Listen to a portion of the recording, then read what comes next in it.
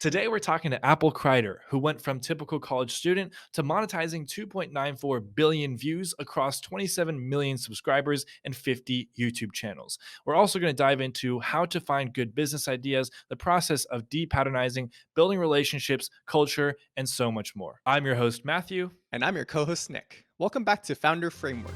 We break down the success of distinguished entrepreneurs to uncover how you can replicate their success. Here, you'll receive actionable insights that will guide you to your dream business, project, and lifestyle. Now, let's get into the podcast. What's going on, everybody? Welcome back to Founder Framework. Today, we're here with Apple Crider.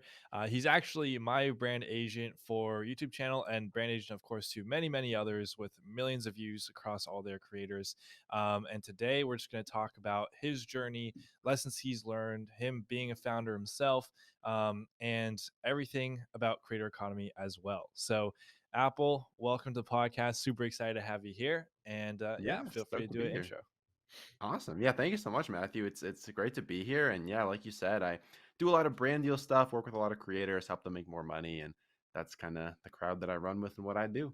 Nice. So how would you describe yourself, because it's not like the most traditional route of, being a brand agent for creators, and like creator economy is still considered emerging by some.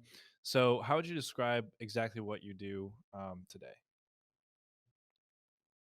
Yeah, so in a nutshell, I mean, like basically at the end of the day, like my job is to help creators make more money. And right now, how I do that is mostly through like brand deals and sponsorships. So for the viewers, if you're like ever watching a video and the creator cuts away to say this video is sponsored by Skillshare or sponsored by whoever, like that's kind of what I do. I facilitate those partnerships, talk to brands, and kind of like help put together different packages where brands are working with creators, creators are making more money because something that not a lot of people know when they're consuming content is that a lot of times sponsorships are a lot more profitable than just like YouTube AdSense or like the Mm, native ads on a platform. So behind the scenes, there's a lot of stuff going on with sponsorships. It's how a lot of your favorite creators make most of their money. And so that's kind of what I like to do love it. behind the scenes. Yeah. So I guess we kind of want to like zoom out before we jump into exactly the business that you've built. Um, and just take us through like, I guess your journey from the second you made your first dollar, which whether it was related to the creator economy or not, and then how you found your way to doing these brand deals and connecting creators with brands and what you do on a daily basis now. Yeah, 100%. So I guess flashing back in time to like making like my first dollar, like I've had Mhm. part-time jobs since I was like 12. So I'm not gonna count those. They're not super exciting. My uncle like owns a campground, so I like worked there and like rode around on a lawnmower when I was like 12. So like I'm not gonna count that. But like the first like entrepreneurial inklings were probably around like Mm. freshman year of college. So that was probably like Mhm. 5 or so years ago now.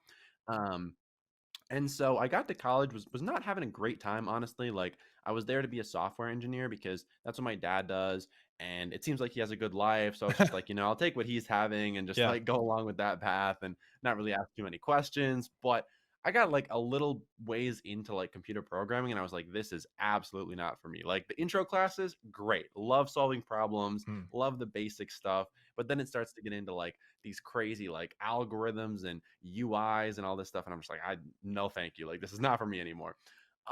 So at that point, I was kind of just like, I was just a little bit bummed. I was like, I don't know what I'm doing here. Like college kind of sucks. Like I'm not having a great time. Should I just like drop out? But I didn't have anything going for me. So I was like, I don't know what to do. But what I did have going for me is I'm like a huge personal finance nerd at heart. So I've been watching a lot of like the OG finance YouTubers at the time, like Graham Stephan, Jeremy Financial Education, and Mm. Nate O'Brien were like just kind of getting their start.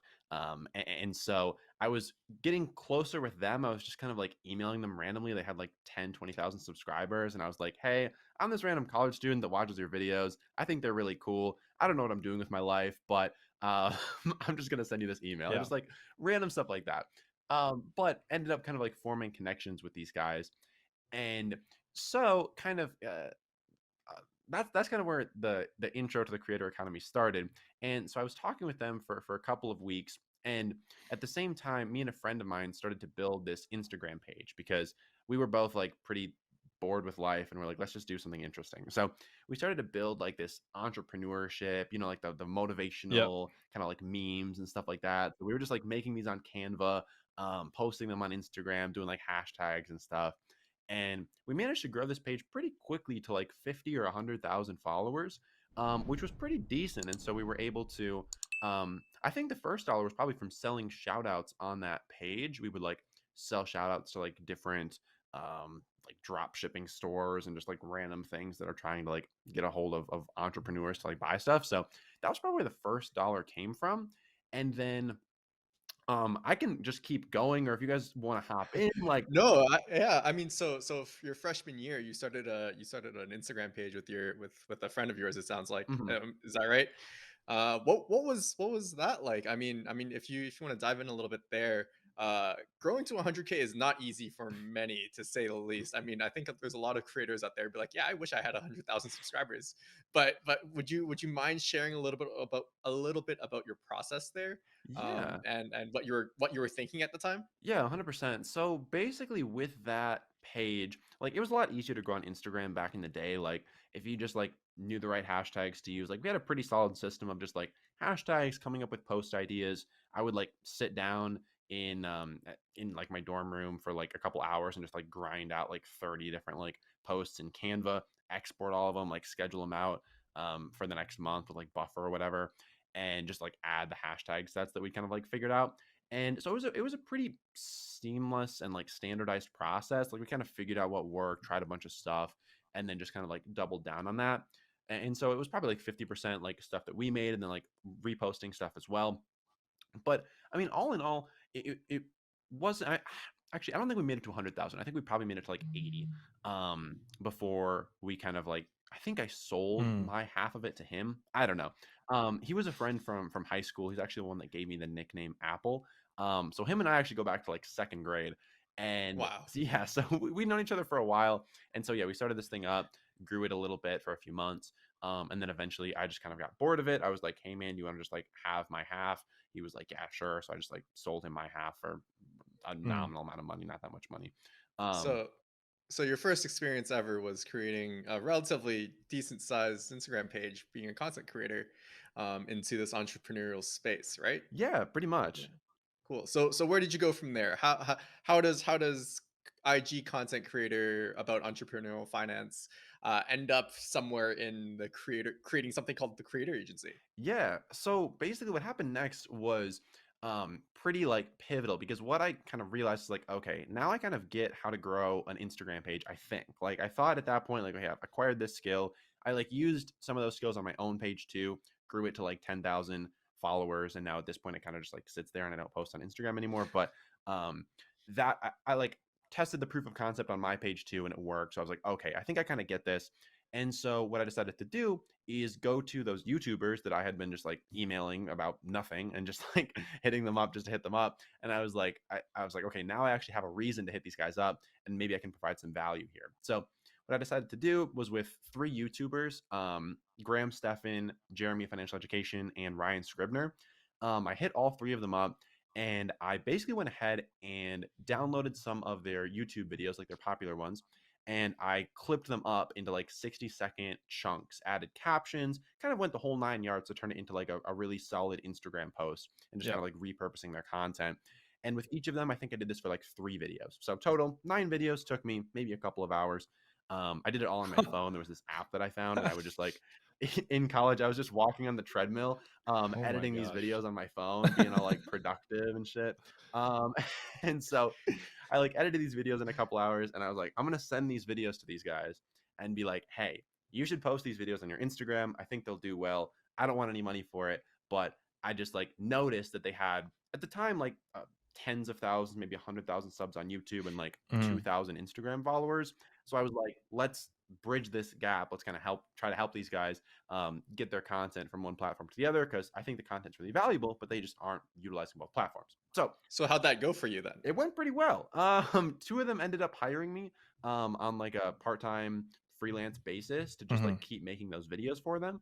Um, and then the third guy, we just like kept in contact and we did a couple things here and there from time to time. But that kind of like started off my relationship with some high level creators who then I would basically just like pitch them on like different ideas that I had of like things that I could help them with, whether it's building a website or like optimizing a sales funnel or doing email copy or um, Instagram stuff. Like that was just kind of like my trajectory over the next probably like 6 to 12 months, was just like doing random things and like building up my skill set with those guys. Right. Did you have any experience prior to that in building up websites, running brands other than just your Instagram page, or you're just like, hey, maybe I can do this? No, I knew nothing. I mean, like I was pretty useless. Oh, I wasn't useless. I mean, I didn't have any skills, but I was willing to like learn and try stuff. And I mean, I didn't really have anything else Mm, to spend time on. I was in school. I'm pretty naturally, it's naturally pretty easy for me to do well in school. So like I didn't have to put in that many hours to like get mm, decent grades in college. Like I kind of just knew how to jump through the hoops. So I had a lot of free time, and it was stuff that I was genuinely interested in. I'm like, this stuff seems like it could lead me on a cool trajectory. I'm like, I want to build these skills, I want to build these relationships. So that all kind of just led me to building the skills. But yeah, before that, no, I knew nothing. I had no experience. I think, yeah, before that, actually, I did have a failed Amazon FBA store under my belt. Never made any money with that. I think I probably sunk like 500 mhm. to $1,000 into that. I like got the Yeah. prototypes from China and everything. But then I Hmm. just never ended up going through with it because I was gonna sell like these adapters for Macs because Macs didn't have HDMI ports Mm. at the time, and so like me and my friends were always trying to plug our computers into the TV in our dorm, and we couldn't because we didn't have this adapter. I'm like, I'm gonna make these, sell them on Amazon, make a bunch of money. And then I got to that point and I was like, this seems like such a pointless use of time. Like the world doesn't need one more person selling Yeah. adapters on Amazon. So then I was like, screw this, let's go to Instagram. Um, I've jumped through the exact same FBA hoops as you call them. So I'm curious, what ended up to your product? Like what happened to the 500 to grand of product that you bought from China? Oh yeah, no, that wasn't even so I only ended up ordering like two samples from different people. So Nice. yeah, I had a few samples and the rest of it was just like software and like Mhm. different stuff that I had spent money on, a website, I don't Cool, even know cool. what. Um, Yeah, so yeah, didn't even end up getting a Yeah. huge like shipment or Yeah, anything. so I kind of want to that's fair. like, That's fair. I mean, like Nick said, I feel like a lot of entrepreneurs or just people in general always have like that failed FBA kind of business that they've run through, you know. And it's weird. Everyone always gets to the point of like almost launch, and they're like, "Wait, I don't actually want to do this." And I think, but it speaks so much to like the cliche of being passionate about what you're doing. Like, it actually does matter. There's a reason why everyone has this story. It's like, why am I selling taco holders? I don't know, you know. And so I want to kind of go back a little bit to when you mentioned that you just emailed them about nothing. Like you when you said that 20 to 100,000 subscribers, and you're just like, "Hi, I'm this random kid. Just want to say hi." What compelled you to do that? And like, was that a calculated move, or were you just like curious and like seeing what would happen? Like, why did you do that? It was pretty uncalculated. I think like the first, so I didn't even really think about reaching out until one guy, I think it was Ryan Scribner, was giving away, yeah, it was him. He was giving away like free 15-minute Skype calls. Mm, And he had like, yeah, maybe 20 or 30,000 subscribers on YouTube. And I was like, this guy seems pretty cool. Like, I'll hop on a 15-minute Skype call with him. Like, I don't have anything to say, but like I'll just do this and chat it yeah. up with this guy. So I did that and got to know him, and then that basically gave me the confidence to be like, hey, like why don't I just reach out to these other guys too? Like I think they're cool, and maybe I can form some kind of relationship there too. But it was really just, yeah, that first Skype call, and then from there I was just like, why not? Yeah. No, I think that's so important though. Is like I feel like sometimes people are just afraid to just put themselves out there, and they're afraid like, "Oh, I don't know, what if I don't have anything to say, or like what if I like ruin it?" Like I think it's just always worth it. Like if an opportunity comes by where you can actually get in the same room as someone, then do it. You know, even if you don't have anything planned out. If you don't, then I'd probably try and plan something. But like at that point in time, if you don't have anything, that's okay. You still have time to probably plan something out, or at least like you did, bring something of value. And I think that's another key lesson from your story so far. Like we haven't even gotten to creator agency yet, and like how you guys are doing millions of views with your creators, but even at this point, you've learned like taught us all a valuable lesson of leading with free value. And that's something that's so crucial in networking that I've learned myself in like the past several months is like, you know, obviously you don't want to say yes to everything because if you say yes to everything, you're saying no to something else. But like when you're trying to build a relationship, it shouldn't start transactional. Like, of course, people sometimes often have agendas, but like lead with value. And I think what's also interesting is that one, you did these clips, you chopped them up for free. And just for some context, this is all around like 2017, 2018. Yeah, probably somewhere around there, probably Okay. 5 years ago. Yeah. Got it. So, what's interesting is like you did these clips and you did them for free and it provided value. Like, I'm not asking for anything. And then it's so different from if you're saying like, "Hey, I did these clips, pay me $50." It's like, would you rather make $50 or make a relationship that could lead to like so much more?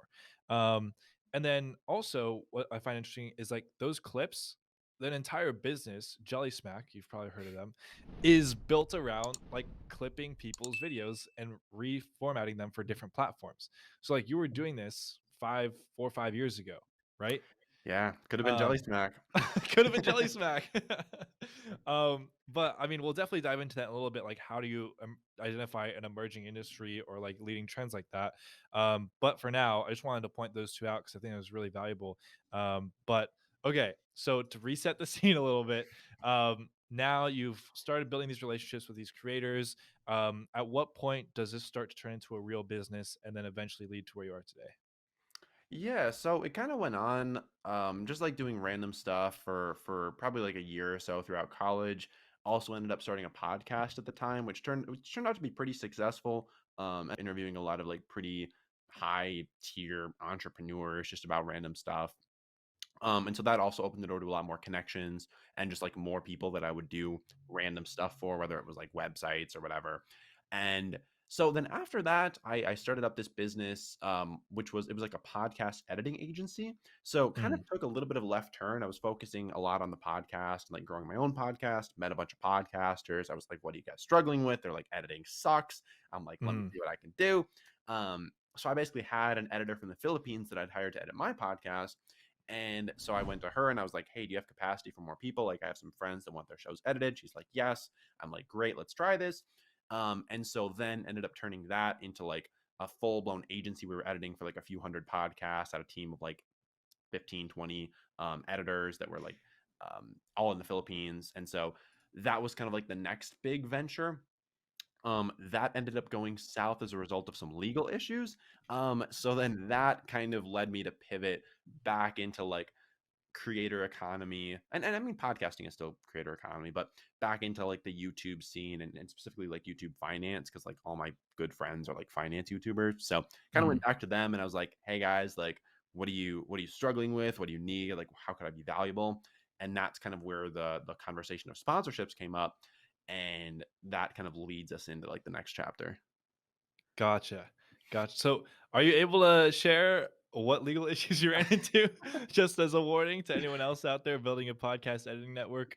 Certainly. So it had less to do with the actual like substance of the business and more to do with the people involved. So I basically started this company with a person who was a fan of my podcast, reached out to Mm, me, was like, "Hey, I want to like work for you, help you, whatever." Another like college student, a couple years younger than me, that was just kind of like trying to get started. And so instead of like hiring this person, like I hired him for a little bit, and then I decided to like go into business with him, which was really bad idea in hindsight because like didn't know the dude very well, like didn't have mm. that much context. He seemed like a nice guy. um but yeah, that relationship just ended up not going well. He ended up getting like a lawyer involved and trying to like yeah, start Like, up a take bit the of company or trouble. Wow. It was kind of a nightmare for like a month and a half to 2 months, while I was trying to figure out like how do I deal with a lawyer, like how do I get a lawyer, like what is even right. going on here. And then after 2 months, I just like straight up walked away from the business because like it was going pretty well. Like we were scaling it up, we were working with a lot of people. But then like over those 2 months, literally nothing was getting done because like he wasn't doing any work on the business. I was trying to figure out if I was getting sued and like how to deal with that. And so the business kind of just like fell apart over those 2 months. And at the end of the day, it was kind of like a dumpster fire. So I was like, all right, it's all yours, man. Peace. I'm out. Like life's too Mm, short to worry about this. So that's wow. that's kind of how that shook out. Any key lessons from that takeaway? I mean, doesn't have to be with your legal issues either, but like that entire process just sounds as if you jumped ship from I guess from one thing into another, almost not really jump ship per se, but entering a new quote unquote podcast space and like that whole networking side of things. Anything important you want to share that you think might have been like a learning experience that you wouldn't have obtained Yeah, otherwise? definitely a lot of things that I took away from that. I mean, like, one was just like the importance of relationships because, like, I was a college student with like no connections, didn't know anything. And so I was like, let's start a podcast. Like, that's a great way for me to just like give important people an excuse to talk to me for like an hour. Like, that sounds awesome. Like, just build out my Rolodex and try to provide some value to people. Like, hopefully people actually listen to the podcast, which eventually they did. But yeah, that was kind of like the big rationale there. And then with the editing agency, learned a ton from that. I mean, like hiring people, building a team, like that was a huge skill set that I had no experience with, but Mhm. definitely grew a lot in that respect. And just like building a company, building culture, like because we had like yeah, like 20 people on the team. Um, at its peak, and we had I was like in charge of managing all of these people, making sure everything was getting done, like and just a whole bunch of stuff. So that was pretty yeah, huge growth experience. And yeah, hiring people out of the Philippines, like Cool. I now feel like way more comfortable with that. I've hired yeah dozens and dozens of people out of the Philippines, and feel like that's definitely like one of my I feel like better skills is just like building out remote teams. Mhm. um and then Yeah. also Yeah. just like the importance of like who you go into business with, like because there's so Mhm. many, like you really have to think very, very carefully about this stuff. It's like getting married, like you don't just want to like get married to somebody you met last week. Like you want to really Yeah. take your time with that, like explore the relationship for a while before you like commit to something too serious. So Right. those are kind of like the takeaways, I guess. Yeah. Yeah, I mean, when a business grows just beyond you and you start bringing in other people, you got to really set the tone and set the expectation with those individuals and start up that like I guess contract in a sense, right? 100%. Say who's responsible for what are you doing, what are you entitled to, and all that stuff. Even though I know sometimes you guys might be in different stages of a startup where you might have like one person to help or five people to help, you still always got to protect yourself.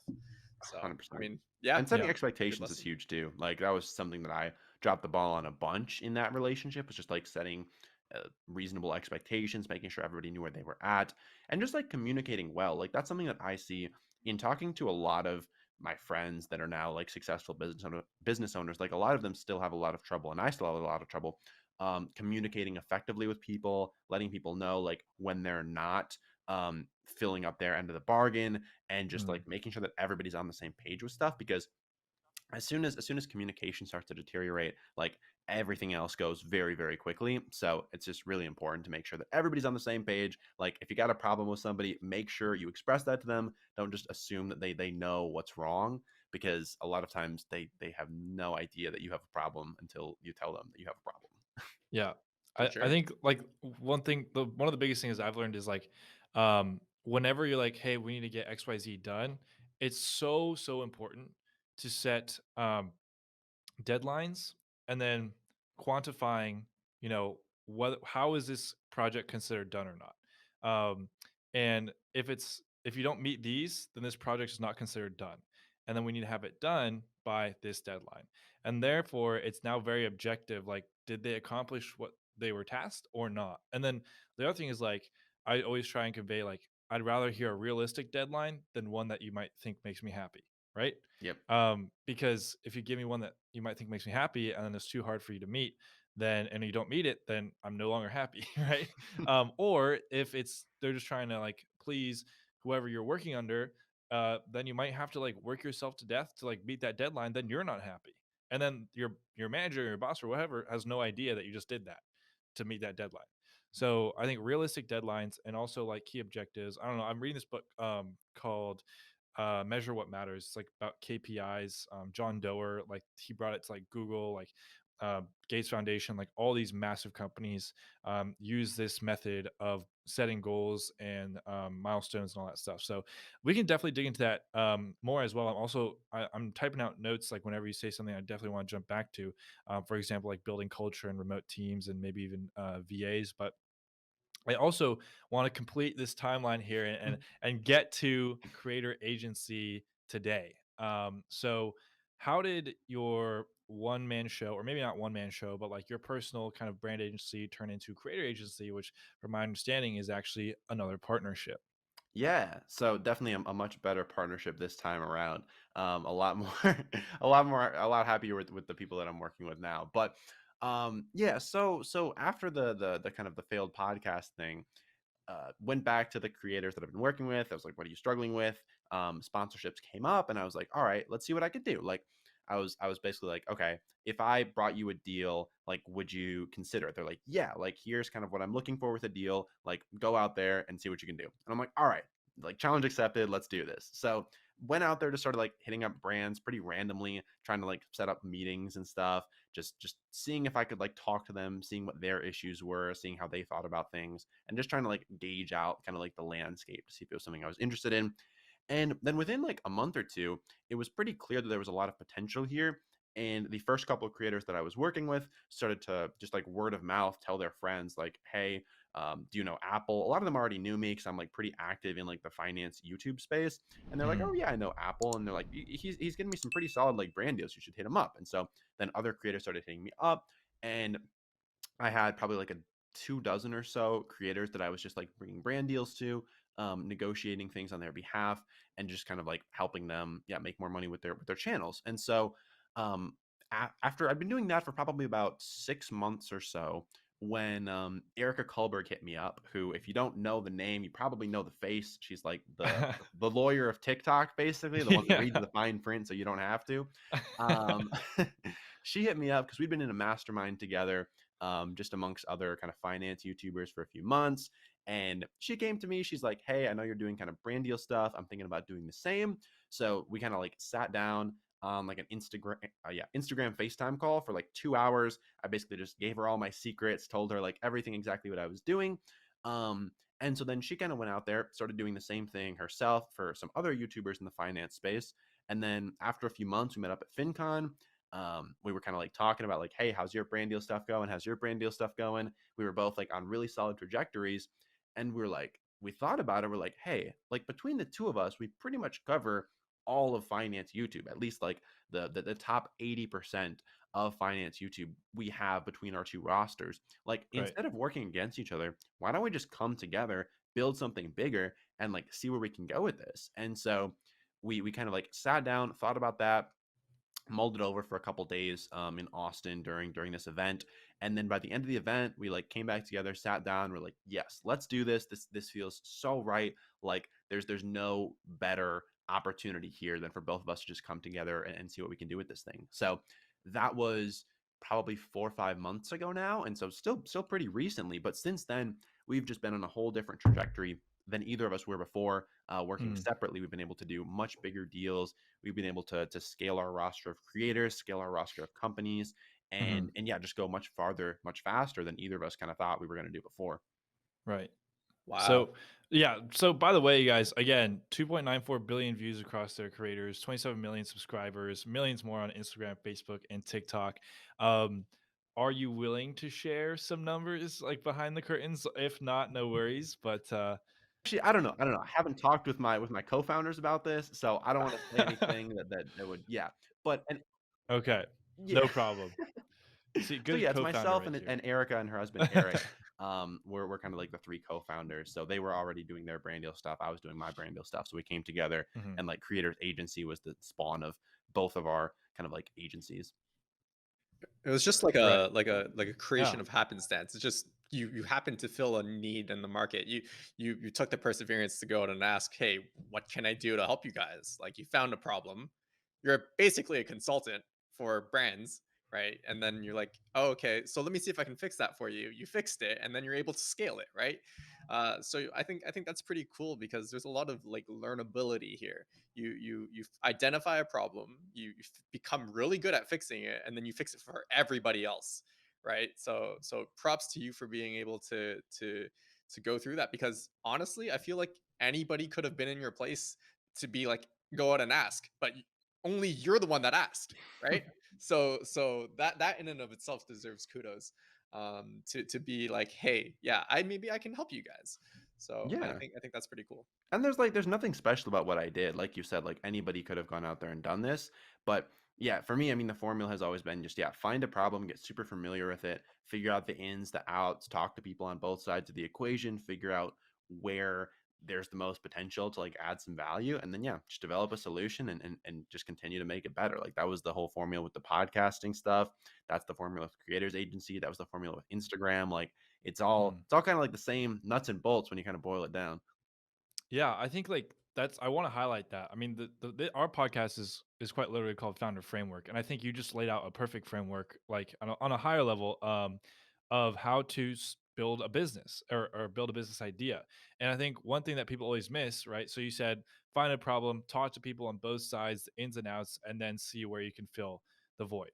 The problem that I think most people run into is they find an idea that they think is great, and then they go build it before asking anyone like Yeah. what they think. And I think one thing I've learned a lot is like let people pull you in the right direction instead of trying to build what you think is the right thing and then trying to push it on someone else, right?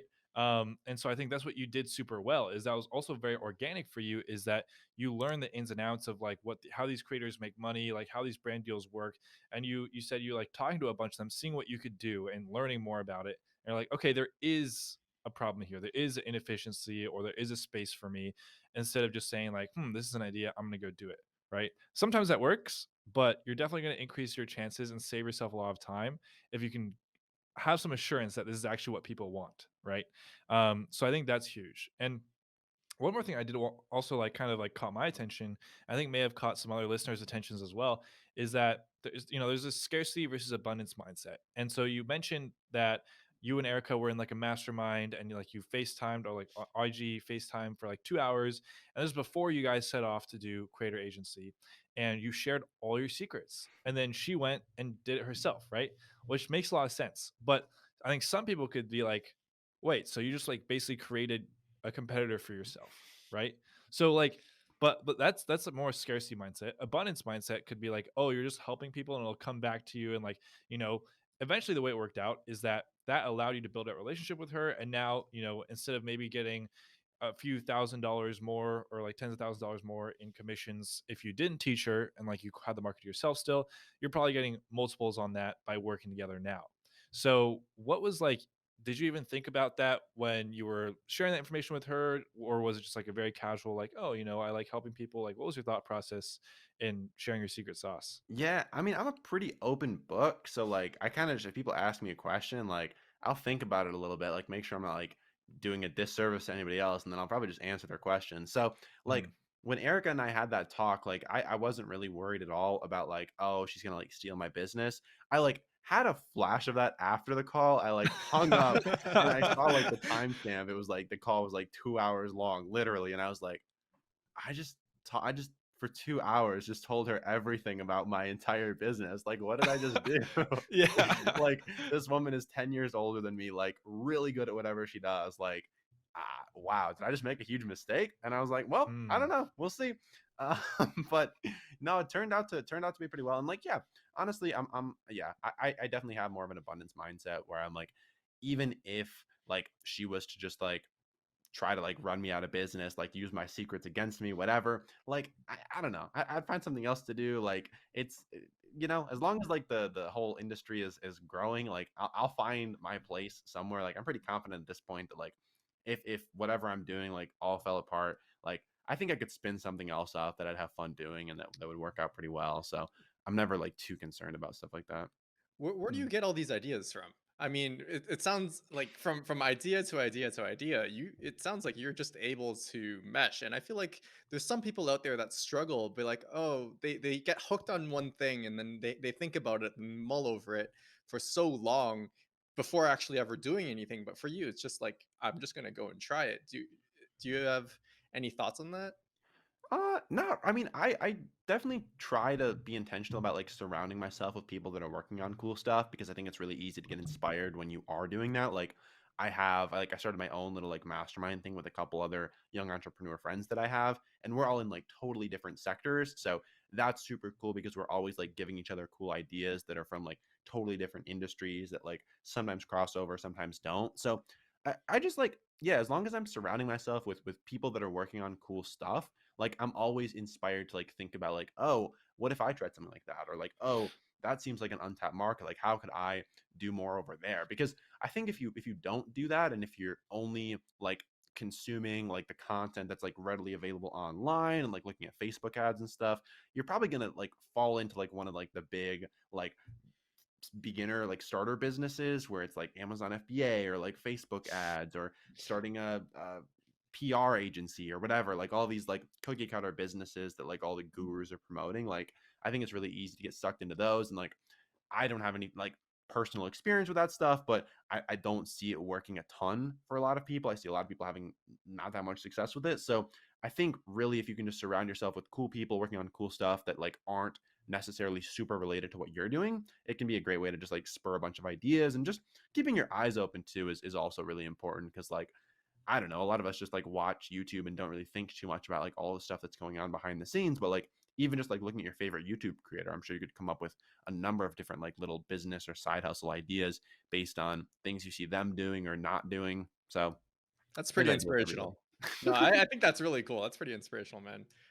Just going for it and thinking proactively about problems you can solve, things you can do, even if it's small. Just try it, right? You don't have to fall into those niches. Yeah. And just getting out of the box of your day to day routine and like trying to make the abnormal normal for you, and really finding those things to really go and find and do, is pretty cool. So going back on track, Matt. Yeah, well, no, I mean that was a great, I think, worthy tangent. And I think like there is that quote, of course, that I think a lot of people know is like you're the sum of the five people you spend the most time with. But like, it doesn't hurt to have like another 10, 15, 20 people that you talk to as well in other industries. And I think it also prevents you from like being in an echo chamber or even like getting tunnel vision, Mhm. right? Where you mentioned that these people you talk to are in different industries, and the reason that's so powerful is because like if you only talk to people like who are maybe creators or in the agency space, like all your ideas is kind of just like in that space. But you might talk to like an engineer or like someone who's like a chef, and then you can get an idea from them that applies to your industry as well. And that's something that other people won't get unless they get those perspectives. And like one thing I heard someone that was like a millionaire who was like talking about like the reason why a lot of people are millionaires is because they can just connect the dots better than everyone else. And like it helps when you have more dots to connect. So I think that's really, really key. And I wanted to highlight that as well. So but yeah, so I guess this leads smoothly into our next question, which is kind of how did you identify this emerging industry where you had that abundance mindset with Erica and in in a lot of what you do, and you're just like as long as the industry keeps growing, right? You said exactly those words. So how did you know back in 2017, 2018, or did you even know like that this was like the creator economy, something that's such a hot buzzword today, or is that something you discovered as you went along? And then do you think like how could other people identify an industry that's as exciting or emerging as like YouTube was in 2015, 2017?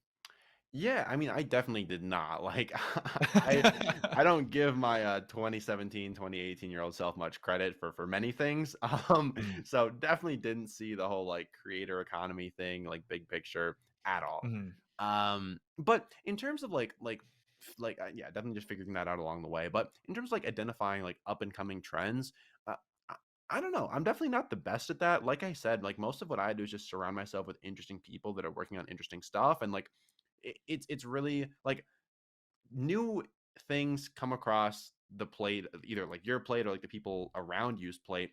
And so like as you guys just like talk about these things, like that's kind of how my radar stays like in tune, and like how I just like stay up to date with the new stuff. It's just like somebody who I'm close with will like tell me about it. And so that's really nice. But if you don't have that, I think it's just a matter of like, I don't know, just looking around and paying attention, because like so many people just like go through life without really paying attention to like anything. So if you're really paying attention to what you're consuming, what you're doing on a daily basis, just things that have an influence on you, it, there are so many things that are happening every single day that we're just like not paying attention to. So I think if you just like go through life with a more open mind and just like open your eyes a bit more and pay a bit more attention, you'll start to notice like the different things that are having an influence on you, and that are kind of like emerging trends. But in general, like, I don't know. I think it's really just best to not go out there and be like, I have to find the next big thing.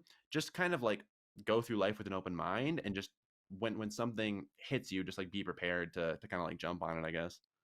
Got it. And so there's it sounded like there was kind of two approaches, right? Like one is the one that you actively use, which is surrounding yourself with that community and like group of people, like-minded thinkers or not, and then paying attention. So can we dig a little bit deeper into like how do you pay attention? Like is it just asking more questions? Is it like how did this tomato get in my hand? And is like that paying attention or like is another way of thinking? Yeah, I think that's definitely a big part of it. Like personally, I um learned a lot about paying attention. I went on this 10-day silent meditation retreat right when I graduated college. And so that taught me a lot about just like paying attention to like everything. But in terms of like the business sense, yeah, I think asking questions is a great way to start. And just like being mindful as you go through your day of like what are you interacting with? Who are you interacting with? Like what are the things that are having an influence on you, on your behavior, on your mood? Like just Mm, being mindful of all of the things that are going on. Cause like we can get so tunnel vision as you said earlier and just like focus in on like what we're doing in the day to day, but like if you zoom out and look at the big picture and like look at all of the things that contribute to what you're doing, a lot of times there's a lot of like gold nuggets hidden in there. yeah. How do you frame your questions, or like how, like what do you look for when you ask a question? Because it sounds like this might come naturally to you, but not so much to others, because they might struggle with trying to frame the proper question when asking people that are maybe smarter than them or maybe doing something more interesting. But not every time you talk to somebody you have you need to ask the right questions. Essentially, is there like some secret sauce here as well? Maybe some things that you're thinking about, some knowledge that you're trying to get when you ask questions to different individuals, or is it based off of like a case by case person type of thing? Yeah, I would say I'm just a pretty genuinely curious person. Like I like to ask questions and just like when me and my housemates or my friends are just hanging out, like we'll just ask questions to ask questions and just like explore different ideas and just like see where things go without necessarily having like a purpose to it. Like it's not like there's this objective of me asking this question that I'm trying to achieve this goal. It's more so just like intellectual stimulation, I guess, and just like throwing around ideas and seeing what happens, seeing what you can learn, and just trying to dig a layer deeper is really the main thing for me. Like I'm never trying to like get somewhere. I'm always just trying to like learn and be curious and just like have fun with it. Like I think asking questions and just exploring things is so fun that I'm happy to just like ask questions and learn, even if it's not necessarily leading anywhere. It's just like something that's fun to do. Cool. No. Yeah. Someone once told me depatternizing. Sounds familiar. It sounds familiar. So, I mean, is it cool if I share kind of like the idea behind Yeah. that? So yeah, so I actually spent some time with Apple and his housemates, and they were kind of going through this process of what they call depatternizing, and it's like we can easily fall into a routine or a pattern. Like depatternizing is the conscious effort, and correct me if I'm wrong, but the conscious effort to like do something out of the norm. And it sounds like this is a very common philosophy like throughout your life of just exploring things or I guess depatternizing. Yeah, I'm a big depatternizer. That was a solid explanation. And yeah, I think it's really important because I am a huge creature of habit. I eat like the same thing every day. I have the same like exercise routines and morning routines and whatever. So it's like really important for me to just like change those things up. Like go like last week I spent the week in Death Valley just like walking around just to like change things up, and like give me some space to breathe. And so like just doing like it doesn't have to be that extreme, it can just be like Yeah. I don't know, like going and doing a different workout in the morning or just like starting your day a different way or whatever, just like little things, eat something different for breakfast. I don't know. But those little things can oftentimes like jerk you like out of your rhythms, out of your routines, and just like kind of open your eyes back up to a lot of the things that you take for granted. Because like when you're in these habits, these routines, it's really easy to just like yeah take stuff for granted. That's just the way it is. Blah blah blah. But when you change things up, you start to notice a bit more that like oh that's not necessarily the way that it has to be. That's just the way that it has been so far. So I don't Mm. know. I like depatternizing. It's fun, keeps life interesting, but to each their own, I guess. Yeah, no, I love the idea. It's something I tried to like implement as well, whenever I can. But it's kind of funny because on one hand, it's like depatternize, do stuff new, that's new. But on the other hand, like you have to be really consistent to build anything of like substance, right? Like bringing these back to like the business and like creator side. Like one of the biggest things for creators is being consistent. So, how have you been able to stay consistent, and like how can other people stay consistent in things that they do? I'm kind of switching a 180 from like this depatternizing idea. Yeah, for me, I mean, it's gonna be different for everyone. Like everyone's brain works differently. For me, what works well is kind of like having different little like seasons, I guess, where I'm like focusing on different things because I'm a very like black and white thinker. I'm either all in or I'm all out. And so like if I don't intentionally make time and make space to like do like take a step back, then I'll get so like wrapped up and so focused in on like work and stuff that I'll just like get really really burnt out and it's not fun anymore. And so I kind of like give myself these little seasons where I'll go through a season of just like working really hard, grinding, just like focusing in, not really depatternizing much, and just like working and like getting stuff done, moving stuff forward. And then I'll take a season of going to Death Valley for a week and not getting anything done, being completely off the grid, and just like taking some time to like reset my mind, come up with new big ideas and stuff like that. So for me, it works really well to like I'm a very extreme person, so I got to be either extremely in or extremely out. For some other people, they won't have to be that extreme, and they can just like take a walk in the afternoon, and that'll be fine for them. They don't have to go all the way out to like Death Valley and like sleep in the cold. But like to each their own. If you're extreme like I am, then it might make more sense to do that and like take like usually I probably do like 3 weeks on, 1 week off is kind of like my MO Mm, right now, where I'll go like 3 weeks of working pretty hard. And then I'll take a week where I'll just like do something very different, go travel, go just like relax, read. yep. I don't know. Um, Mhm. but yeah, to each their own.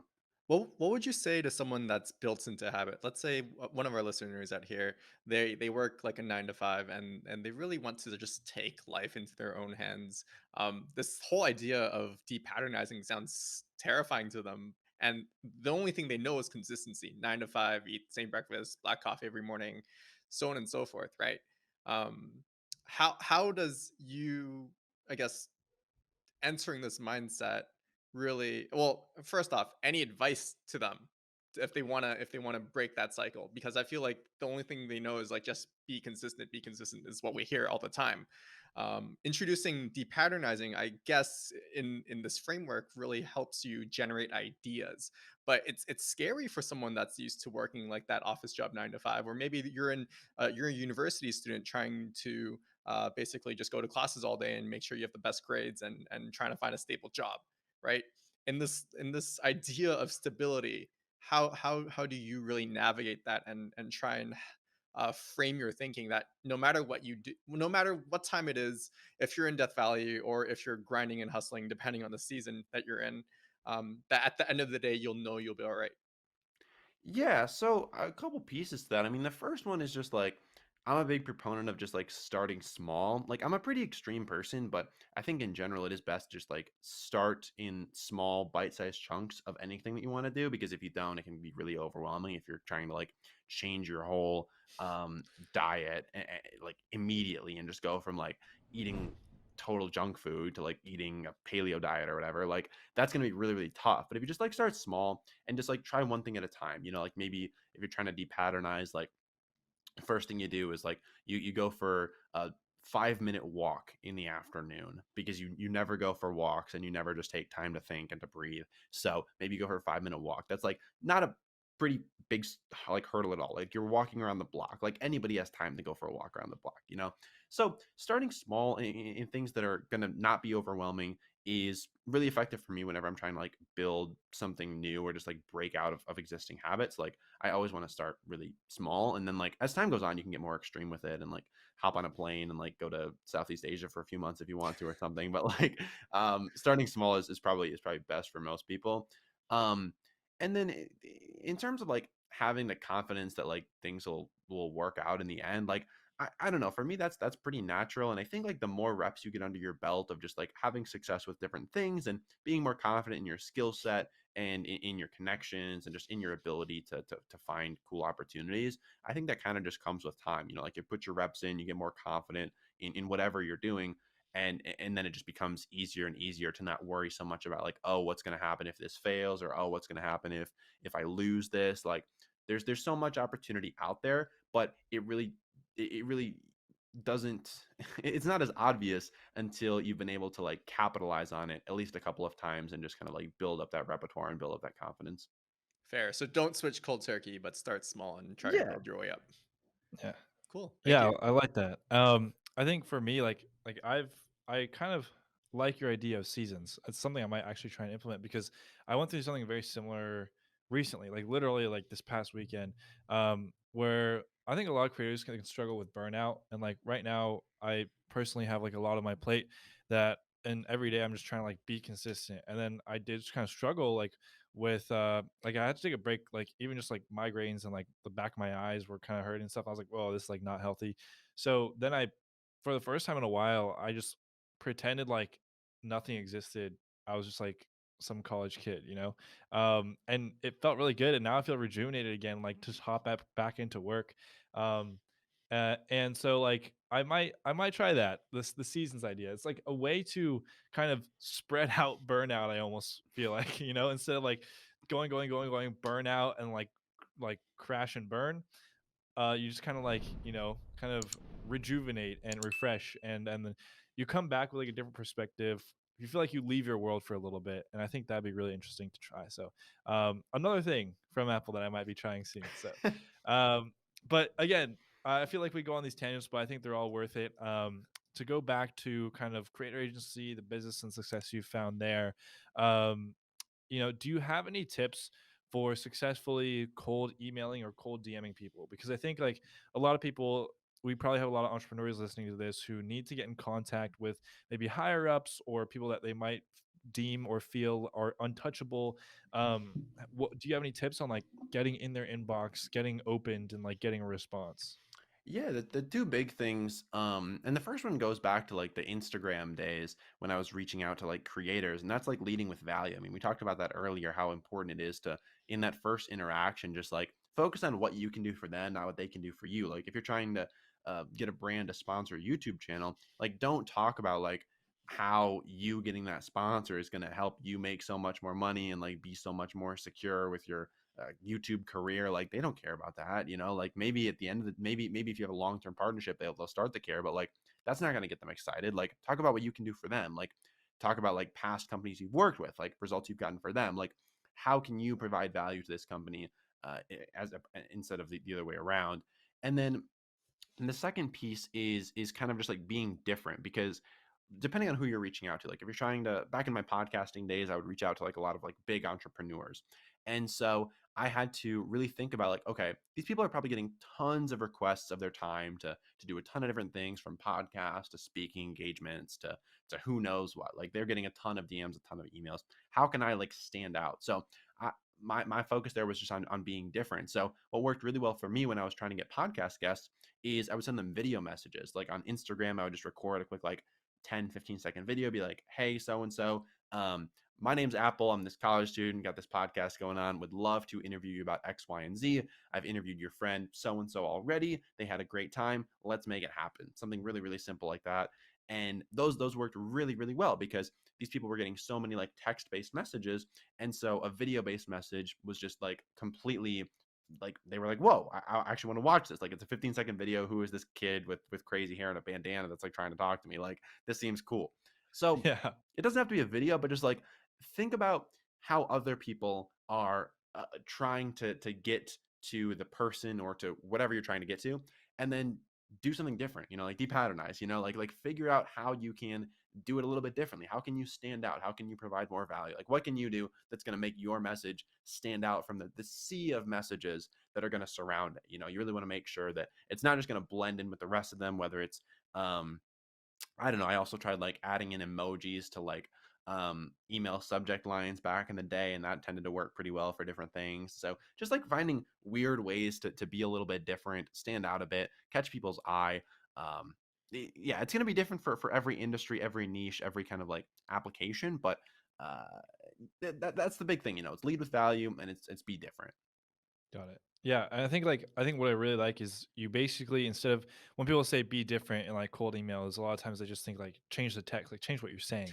But you're saying like literally change the medium or like how you're conveying your message, which I really like. It's like, okay, instead of just saying be different, like look at it on a few different levels. Like on a high level, like how are you reaching them? Then on another level, like what is form is that coming in? And then like on a lower level or a more, I guess, detailed level, like what is the actual text? And then that's where you lead with value, right? So I really like that.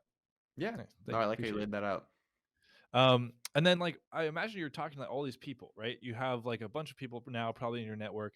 How do you maintain a network? How do you um actually make sure that the next time like you might need to reach out to someone, it's not just like, hey, like I need you again, right? Like you should probably foster a relationship. And one thing I hear analogy is like it's like a plant. Like you have to water it and like keep it alive and nourish it. And like one thing I try and do is I'll try and send like on big holidays, like, Happy New Year, or like, even if I haven't talked to them in months, just be like, hey, Happy New Year. Cause it shows like, oh, they're thinking of me on this, like, on this day. They still like, know I exist. They still want to keep this relationship alive. So do you have any tips and tricks on like how to keep a relationship alive instead of just transactional? Yeah, I'm definitely not. I don't have any like systemized approach for that. Really, like for me, at this point, since we're only working with finance creators, like a lot of the people that I'm working with are already, I'm really good friends with them. So like the friendship kind of like came first, and that just like led into the business relationship. So with those, it's pretty easy because like I genuinely like talk to these people already. We hop on the phone every so often, and it's just like it's not a purely transactional relationship. So I think as we kind of expand outside of finance, which is kind of like our next big push, that's going to be something that I'm going to have to think more about. But for now, I like haven't really run into that too much because a lot of these relationships, yeah, they started on the backs of friendships, and so they've had that strong foundation to begin with. Got it. Yeah, no, that's totally fair. What about like people, I guess, who you might not be working with as clients, but just like, the other people outside of creator agency or people that you've met along the way, like, do you kind of try and continue to keep those relationships active, or is it kind of just like in a list or like a Rolodex, like you were saying before, stuff like that? I've tried like some different like I tried this CRM for friends once, where it's supposed to like help you like remind you to like reach out to people and whatever. Totally ineffective. I was like, this is so unnatural. This is so weird. So I tried that for like a week or two. But now really I got this lesson from my mom. She's in business as well, and she's just somebody that I look up to for a lot of things. But she said just like anytime that something happens that makes you think of somebody, just immediately reach out to them and say like, "Hey, this happened, made me think of you." Like, or just like something along those lines. You like read a news story or something that like makes you think of like, "Oh, this person would be really interested in that." Just like send it to them. So that's kind of the only thing that I really practice there is just like whenever something happens or I find something that makes me think of someone, instead of just thinking like, "Oh, that reminds me of so and so," I'm like, "Oh, that reminds me of so and so. Let me send that to them, or let me share that with them, or let me give them a quick call." Mm, You know, so that's the only thing that I do. But I found that to be really effective, yeah. honestly. Like over the last year or two that I've been doing that, it's super effective and like it really makes people it does a lot to build relationships without you putting in too much active effort because like the things that make you think of someone are oftentimes very specific to like certain things that have happened or just like really shows the person that you pay attention, that you care, and that the relationship that you guys have isn't purely transactional. So that's the only thing that I Yeah. really do. Yeah, I think it's pretty cool that I think all of this sums up with you just being yourself and trying to be as friendly as possible, trying to offer what you can, and that relationship just forms over time. If people like what you're doing, people like what you're up to, the value that you offer, even though it might just be like a side effect. In a sense, because you don't go into these relationships being like, yeah, I'm gonna force my value onto you. I think over time, naturally, you just build this network of people that are interested in what you're doing, right? So being able to share and actually even sharing what, again, like as you said, if something reminds you of them, just sending them a message like, hey, I think you might find this is pretty cool. I think those are the like the little things that you can really do to enhance those relationships past just the awkward, hey, how are you doing phase, what are you up to phase. Yeah. Yeah, Yeah, Yeah. I totally actually, agree. it's funny you mentioned the CRM for friends because I was actually thinking of starting that. I was like, I feel like this would be like a useful tool because for me personally, I struggle with like staying in contact, even just with friends, like not even business relationships. Because like with me, you have to pretty much live with me for me to like talk to you all the time. Because with my friendships, I'm just like, oh, like next time I see you, even if it's like 6 months later, things are just gonna be like normal. Like we'll just catch up and like it's been normal. Yeah. But there are also people who are like always, literally always texting friends, all that stuff. I'm like really good at that. So like I was like, man, I need to build myself like a CRM for friends. But yeah, that's maybe that's the story for another time. But like the last couple things we want to talk about are going back to like identifying the partner, and then also like you mentioned building culture and like maybe even a bit more on setting expectations. Then we'll just run through our founder framework, the questions we ask everyone who comes on this podcast, and we should be good to go. But yeah, so how would you say, like you mentioned, just almost like a relationship, like just hang out with them, you're talking with this person, right? And how do you approach like or evaluate a partner in a business relationship, and then how do you also evaluate, like, do you even need a partner? Because that's something I've also noticed, like in the past, like I've launched other businesses or business ideas in the past. I'm like, oh, I need a partner for this, like this person would be perfect, boom, let's do it. And then I realized like, oh, actually, like I could probably do this on my own. um and so, like, how do you evaluate? Is there a framework that you have for that? Or, yeah, any thoughts? I don't have a framework at this point. Like I do my objective, and I think it's really important for anyone to just like start with what is your objective at the end of the day, because that's going to influence the decisions that you make. But my objective at the end of the day is to um focus a bit more on lifestyle than like building the biggest business possible. And so I found that when that's your objective, oftentimes it makes more sense to do things solo, because when you have other people that are your partners, um it can be a little bit difficult when different people have different goals, expectations, and kind of objectives out of things. Like if you partner with someone and their goal is to turn whatever you're doing into like $1 billion company, and your job is to just like turn it into a pretty solid like cash flow machine where you can just go chill on the beach in Costa Rica and like kick it if you want to. Like there's going to be some tension there because you guys both have different objectives and you're both trying to do different things. But if you know that like you're just trying to like build more of a lifestyle business, I think in most cases it probably just makes sense to do things solo, because building a lifestyle business doesn't require an immense amount of skills. Like anybody can kind of learn how to do what they need to do to build a business that will sustain their life, doing any number of things. So that's that's kind of like the main thing that influences me. It's like I don't really necessarily want to take on a partner because I'm not trying to grow very big. But if you are trying to build a startup or like a massive like technology company or whatever, there's a lot of different skill sets that are required to make that successful. Like I wouldn't know too much about that. Matthew, I'm sure you know much more because you're much deeper into that ecosystem than I am.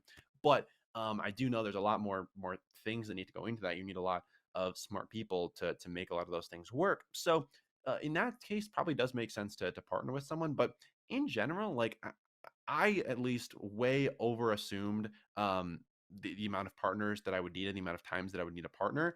Um, and so yeah, a lot of times like we just think like, oh, this would be great if I partnered with so and so, but then like 2 months down the line you realize like I didn't need to do that. This person isn't as invested as I am. They're not as excited about this idea, and it's not actually as cool of a partnership as I thought it would be. So I would say in general it's best to just like try doing something yourself, and then if you run into an issue that you can't get past, then maybe think about, okay, do I need to hire someone? Do I need a partner? Like what do I need to like get past this roadblock? But coming out of the gate, you 99% of cases you probably don't need to partner with somebody right away, unless you're both like very invested in this idea, you have the same objectives, and you both kind of like have the same vision for where you're trying to get to. Yeah. Yeah, I think that's very well laid out. And I agree. Like I think most things you could just try yourself first. And I guess if I could boil it down to two things, it would probably be like, are you aligned? So like you said, like what is your end goal? Where do you see this thing you're starting in the next 5 years? What are you trying to accomplish? Like if everything works out, what does it look like for you? Right. And does that match with what you're looking for? And then also complementary skill sets. Like there should Yeah. be ideally not too much overlap, at least in my opinion, of your skill sets, and they should be very complementary. Like me, who focuses on business, I would probably need like a CTO if it's a tech product, right? Like because I'm not going to go learn all these different languages and build some kick-ass product in like the next 2 months, right? So like that's what makes sense, and if we're also aligned, it's awesome. So yeah, definitely agree with everything you said there. Um, So then it goes into building a team and scaling your team and building that remote team that you mentioned. How do you build what's your experience in like building work culture? What does that mean to you? How important is it? And yeah. Yeah, so I think with culture specifically, I was actually just talking with a friend about this. Like a couple hours ago, I was driving him to the airport and we were having this conversation about a friend of ours who is like really struggling with his business. And one of the things we determined for him was that he was focusing too much on culture. So I think there is like a fine line you got to tread between like what's actually going to move the needle in your business and what's not. Because a lot of times, like culture isn't necessarily the thing that's going to move the needle. Like if you are just getting started with a business and you have maybe like a couple people overseas that you're working with and you're trying to just get this thing off the ground, culture is probably not your biggest concern. Your biggest concern is probably like getting some revenue, having some consistency, and like building out some solid systems to build this thing. And so for me, I think culture is really important, but I'm not going to focus too much on it. Like when we had like 20 people on the team, it was a lot more important because when there's no like when you have a direct line of communication with everyone, like when I'm here at the helm and I still talk to everyone, then I don't think culture is that important and something you have to focus too much on because everybody's still you're still talking to everybody, you still kind of have boots on the ground and kind of know what's going on generally. But I think culture kind of comes more into play when you have like bigger teams and you're not talking to everyone anymore and you have kind of like different layers and just like groups of people, like making sure that everybody's kind of on the same page and shares the same vision. That's where I think culture is important. And so with that, I mean, there were a lot of things that I did at the podcasting company. I can't even really remember a lot of them, to be honest, because it's been a while. But I like to just I don't know, have like keep things somewhat casual. Like last night, I've got a team of like people overseas that work with me on things outside of creators agency. I have a few other kind of businesses that I'm working on, and so last night for one of those companies, we had like a team game night where all of us just like hopped on Zoom and like played some like dumb internet games for like an hour together. And so just doing little stuff like that is fun to just like add in once in a while to just bring some personality back to things, give people a breath of fresh air, depatternize a bit. I don't know. So I'll do little stuff like that, but in the grand scheme of things, like I'm not too focused on like we have this manifesto that everybody has memorized and everybody has the core values tattooed onto their Right. wrist. Like I'm not into that kind of stuff at all. But just making sure that it's not just like transactional, like we said before, like making sure that there's some personality to things, like everybody feels like they're Mm. heard. And it's not just like you show up, you put in your hours, you leave, you get your money, and then that's Yeah. all. Yeah, I think a lot of that makes sense. For me, I have more of a limited experience, I'd say, than you in terms of building culture. Cause like the projects I've worked on or things I'm building, like kind of like what you said, the team hasn't gotten to a point where it's like, okay, we need to really instill some culture. I guess the way I look at it is like culture stems from the interview process of hiring. Like if you're not hiring the right people, it's gonna be really hard to build culture with the wrong group of people. So I think that's where Yeah. usually it starts. And again, it's like the alignment, right? And it might be difficult if like to build a culture when people aren't really on the same page from the second they join the team. But yeah, I like that game night, the idea, it's like an online version of the Silicon Valley like ping pong table in the office. So yeah. Exactly. All right. So yeah, with that said, like we're gonna jump into the founder framework questions that we ask every single guest on this podcast. But first, like, is there anything you want to plug? What are you here to talk about? Anything that people, where can people find you? All that good stuff. Yeah, for sure. So, I mean, the main thing is just creators agency. So, creatorsagency.co is the website. And then from there, we have links to like my social channels and Erica and Eric's social channels and everything. So, that's kind of like the home base. And bouncing off of there, you could probably find a lot of interesting stuff if you wanted to like reach out or anything. But yeah, nothing too much to plug. I'm just kind of like, that's my main project. I've got a YouTube channel and other stuff that I'm working on too. But creators agency is my baby. Awesome. Yeah, definitely go check them out on YouTube, Apple Crider, and also I work with creator agency. Like they help me find a lot of deals. They're amazing, and I also know Eric and Erica as well. I'm talking to them before, and they're both awesome. So if you're a creator and you're looking for some brand deals, check them out. Createragency.co. Correct? Perfect. Yeah, awesome, dude. We'll have to export that and get that as a testimonial or something.